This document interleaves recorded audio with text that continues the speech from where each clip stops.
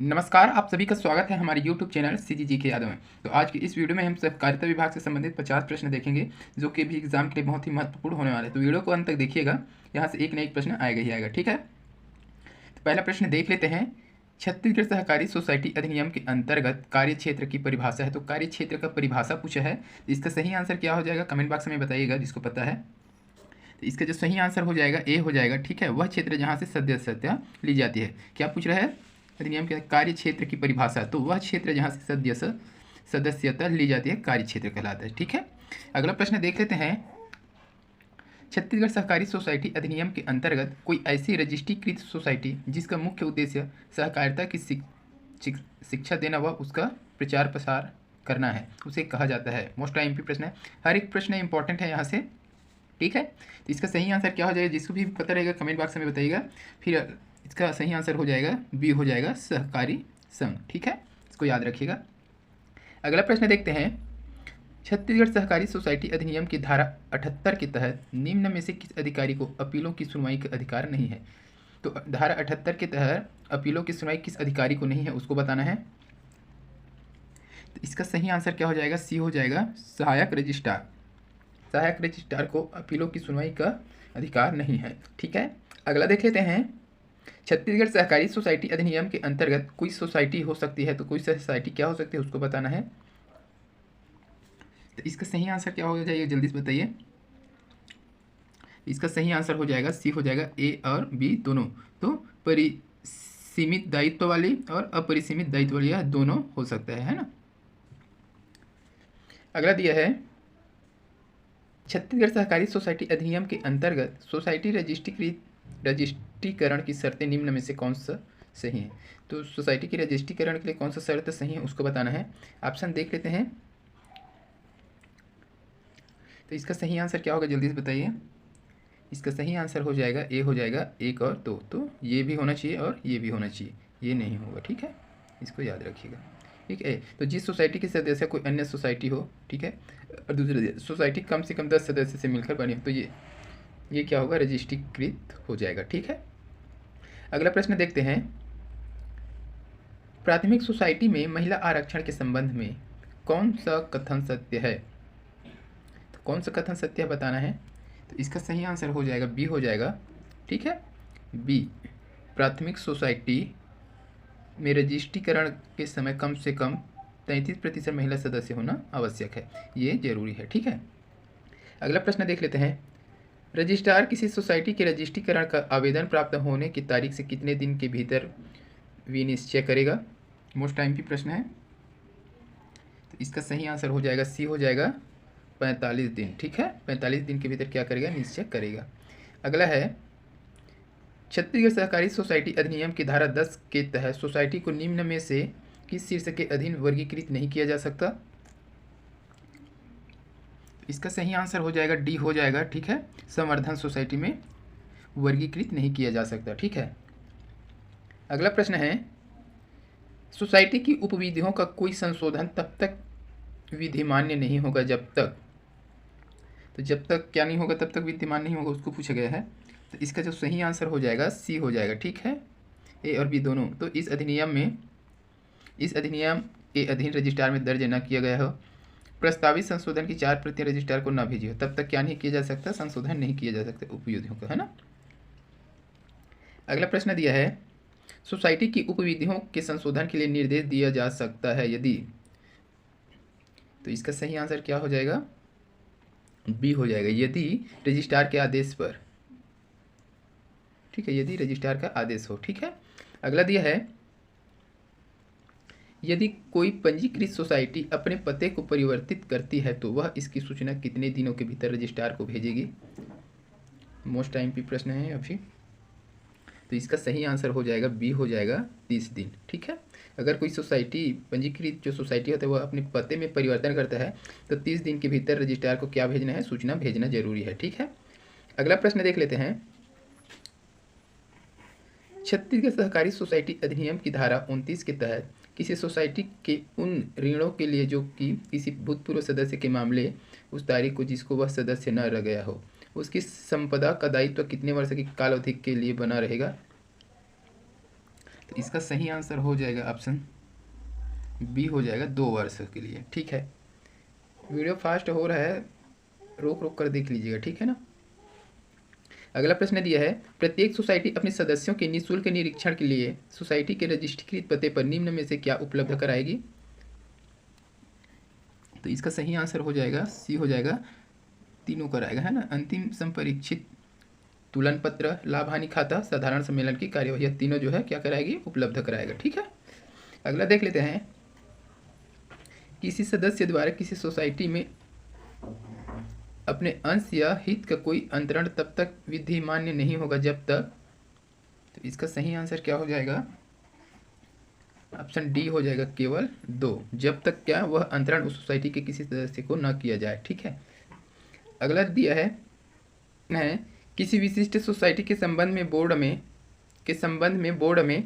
तो इसका सही आंसर क्या हो जाएगा,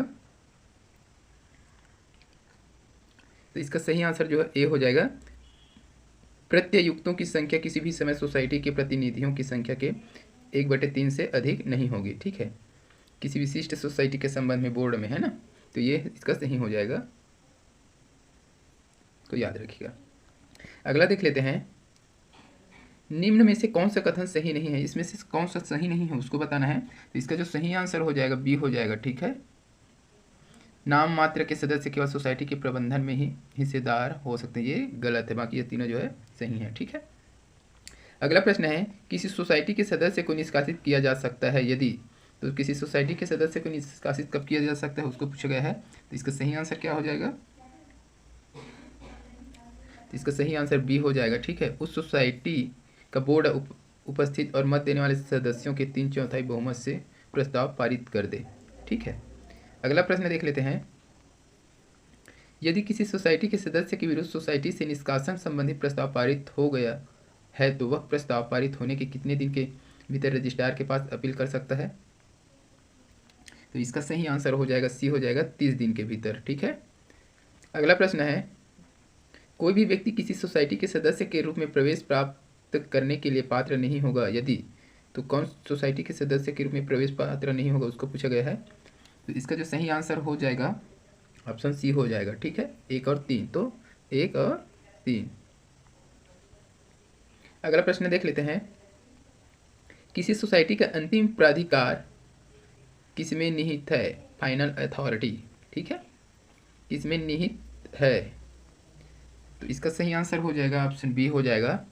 ठीक है, सोसाइटी की साधारण सभा में। ठीक है, इसको याद रखिएगा, सोसाइटी की साधारण सभा में। अगला प्रश्न देखते हैं, संसाधन सोसाइटी के संबंध में कौन सा कथन सही है, संसाधन सोसाइटी के संबंध में कौन सा कथन सही है उसको बताना है।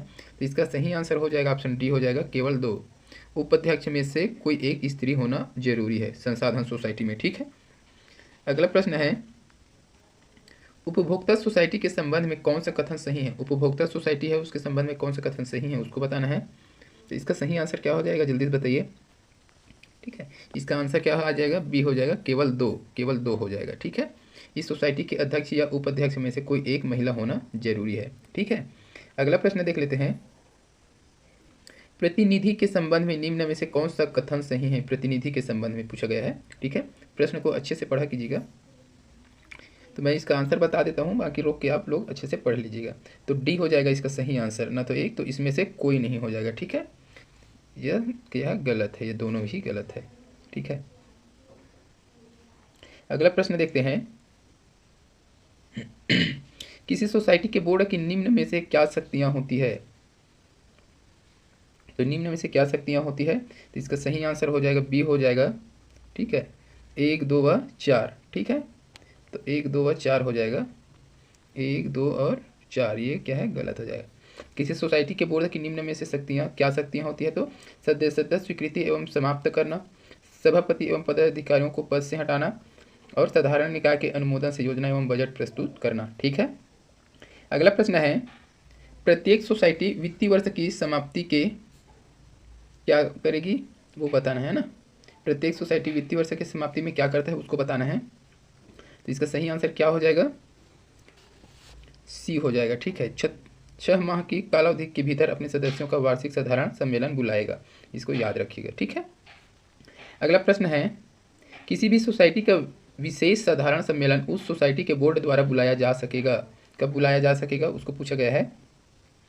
तो इसका सही आंसर हो जाएगा ऑप्शन सी हो जाएगा। ठीक है, यदि सोसाइटी के कुल सदस्य संख्या के 1/10 सदस्य लिखित मांग करेंगे तो, है ना, लिखित मांग करेंगे तो क्या बुलाया जा सकता है, विशेष साधारण सम्मेलन। ठीक है, अगला प्रश्न देख लेते हैं, राज्य सहकारी निर्वाचन आयोग के संबंध में कौन सा कथन सही है। तो कौन सा कथन सही है उसको बताना है।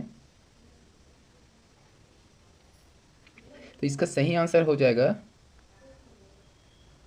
इसका सही आंसर क्या हो जाएगा, ऑप्शन सी हो जाएगा। ठीक है, ऑप्शन सी हो जाएगा। क्या क्या दिया देख लेते हैं, एक, तो ये भी हो जाएगा, ये भी और ये भी हो जाएगा। ठीक है, ये नहीं होगा। क्या क्या है, तो छत्तीसगढ़ सहकारी सोसाइटी अधिनियम की धारा 50 ख में इसका उल्लेख किया गया है। ठीक है, इस आयोग का गठन राज्य सरकार के द्वारा किया जाता है। ठीक है, राज्य सरकार प्रमुख सचिव से निम्न श्रेणी के भी भारतीय प्रशासनिक सेवा के किसी अधिकारी जो राज्य में ही सेवारत रहा है, आयोग का निर्वाचन आयुक्त नियुक्त किया जाएगा या करेगा, है ना। अगला प्रश्न देख लेते हैं, किसी सोसाइटी या सोसाइटियों के वर्ग की संपरीक्षा तथा उनका पर्यवेक्षण का संचालन करने के प्रयोजन से निम्न में से किसके द्वारा परीक्षा बोर्ड का गठन किया जाता है। तो इसका सही आंसर हो जाएगा डी हो जाएगा, राज्य सरकार, इसको याद रखिएगा। अगला प्रश्न है, सोसाइटियों के परिसमापन के संबंध में कौन सा कथन सही है। तो कौन सा कथन सही है उसको बताना है। तो इसका सही आंसर क्या हो जाएगा, ऑप्शन डी हो जाएगा। ठीक है, 1, 2 व 3 यह तीनों जो है सही है। ठीक है, अगला देख लेते हैं, ये तीनों को पढ़ लीजिएगा, यहाँ से अंदर से प्रश्न बन सकते हैं, तो इसको एक बार पढ़ लीजिएगा। ठीक है, अगला देख लेते हैं, गैर निष्पादन परिसंपत्ति की वसूली के संबंध में कौन सा अधिनियम संपादन द्वारा संसद द्वारा बनाया गया है। मोस्ट आईएमपी प्रश्न है। ठीक है, तो इसका सही आंसर क्या हो जाएगा, इसका सही आंसर जो है सी हो जाएगा। ठीक है, ए और बी दोनों, ए और बी दोनों। ठीक है, ए और बी दोनों हो जाएगा। ठीक है, अगला प्रश्न देख लेते हैं, विश्व में सहकारिता का जनक किसे माना जाता है। तो विश्व में सहकारिता का जनक किसे माना जाता है, यह सभी को पता होना चाहिए। ठीक है, इसका सही आंसर क्या है कमेंट बॉक्स में बताइए। ठीक है, जल्दी से कमेंट बॉक्स में इसका आंसर बताइएगा। तो इसका सही आंसर हो जाएगा ऑप्शन बी हो जाएगा, रॉबर्ट ओवेन। ठीक है, रॉबर्ट ओवेन हो जाएगा। ठीक है, अगला प्रश्न देख लेते हैं, भारतीय संविधान का अनुच्छेद 43 ख के संविधान संशोधन के तहत संविधान में जोड़ा गया है।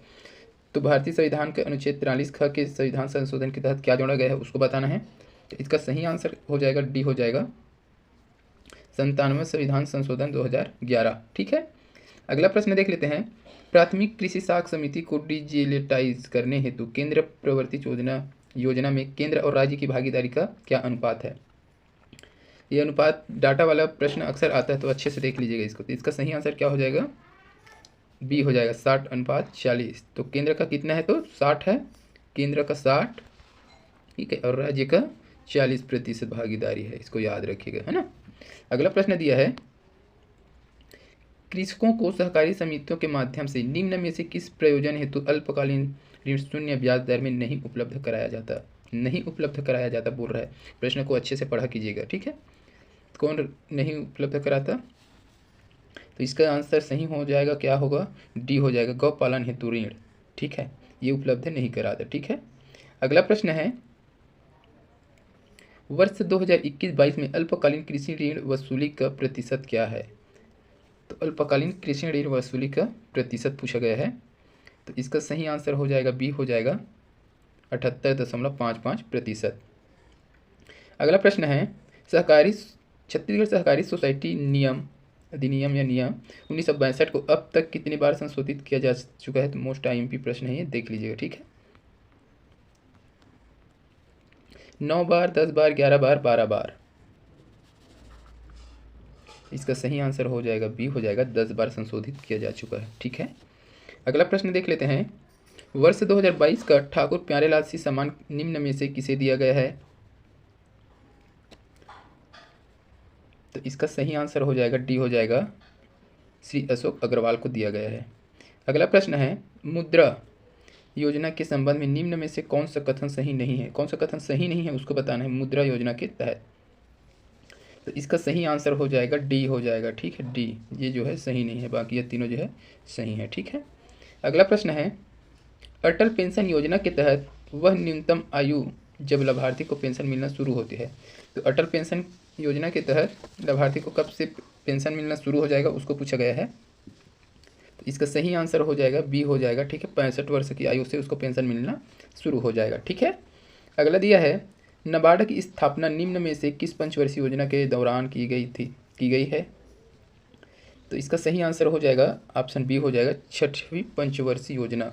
छठवीं पंचवर्षीय योजना के तहत नाबार्ड की स्थापना किया गया है। ठीक है, अगला दिया है नाबार्ड द्वारा सहकारी बैंकों को दी जाने वाली पुनर्वित्त सहायता के अंतर्गत निम्न में से किस बैंक को नाबार्ड ने वर्ष 2021-22 में 500 करोड़ रुपए की प्रत्यक्ष पुनर्वित्त सहायता उपलब्ध कराई है। मोस्ट एमपी है, तो इसका सही आंसर हो जाएगा सी हो जाएगा, जिला सहकारी बैंक रायपुर को कितने करोड़ का 500 करोड़ रुपए का प्रत्यक्ष पुनर्वित्त सहायता। ठीक है, अगला प्रश्न है लाभ हानि खाते के डेबिट पक्ष में निम्न में से कौन सा व्यय नहीं दिखाया जाता। मोस्ट एमपी प्रश्न है, कौन सा व्यय नहीं दिखाया जाता। तो इसका सही आंसर हो जाएगा बी हो जाएगा, पूंजीगत व्यय। ठीक है, अगला देख लेते हैं निम्न में से कौन चालू संपत्ति के अंतर्गत आता है। चालू संपत्ति, इससे संबंधित प्रश्न आएगा ही आएगा।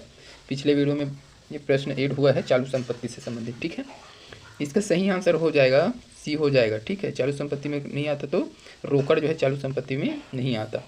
अगला प्रश्न है ऐसा दायित्व जो व्यापारिक संस्था को अपने मालिक को लौटाना शेष होता है उसे निम्न में से क्या कहा जाता है। क्या बोला जाता है। तो इसका सही आंसर हो जाएगा ये हो जाएगा पूंजी। पूंजी कहा जाता है उसको, है ना। अगला दिया है चिट्ठे के संबंध में कौन सा कथन सही नहीं है। चिट्ठे के संबंध में कौन सा कथन सही नहीं है। तो इसका सही आंसर हो जाएगा सी हो जाएगा। चिट्ठे के दो पक्ष होते हैं, दायां और दायित्व, जबकि बाईं ओर संपत्ति लिखी जाती है। तो ये सही नहीं है, बाकी वह सही है। ठीक है, अगला दिया है समस्त चालू संपत्ति के योग को निम्न में से क्या कहा जाता है। जो संयुक्त समस्त चालू संपत्ति होता है उसके योग को क्या कहा जाता है उसको पूछा गया है। तो इसका सही आंसर हो जाएगा बी हो जाएगा, सकल कार्यशील पूंजी कहा जाता है समस्त चालू संपत्ति के योग को, है ना। अगला प्रश्न देख लेते हैं केवाईसी का पूर्ण रूप निम्न में से क्या है। केवाईसी का पूर्ण रूप निम्न में से क्या है। तो बी हो जाएगा इसका सही आंसर, नाउ यूर कस्टमर। ठीक है, अगला प्रश्न है बैंकिंग रेगुलेशन अधिनियम 1949 के किस अध्याय के अंतर्गत सहकारी बैंकों से संबंधित उपबंध है। तो इसका सही आंसर हो जाएगा डी, अध्याय 5 में। अगला प्रश्न देख लेते हैं और इस वीडियो का लास्ट प्रश्न है वह वित्तीय सुविधा जिसमें व्यक्ति अपने बैंक अकाउंट से तब भी पैसे निकाल सकता है जब उनके अकाउंट में पैसा नहीं है, इसे कहते हैं। तो क्या कहा जाता है उसी को बताना है। तो इसका सही आंसर हो जाएगा सी, ओवरड्राफ्ट। बैंक में पैसा नहीं रहते हुए भी निकाला जा सकता है, तो ओवरड्राफ्ट कहा जाता है उसी को। ठीक है, तो आज के इस वीडियो में बस इतना ही। अगर वीडियो अच्छी लगे तो लाइक कीजिएगा, शेयर कीजिएगा। इससे जुड़े प्रश्न वीडियो के लिए चैनल को सब्सक्राइब कर दीजिएगा। जल्द मिलते हैं अगले वीडियो के साथ, तब तक के लिए वंदे मातरम, जय हिंद।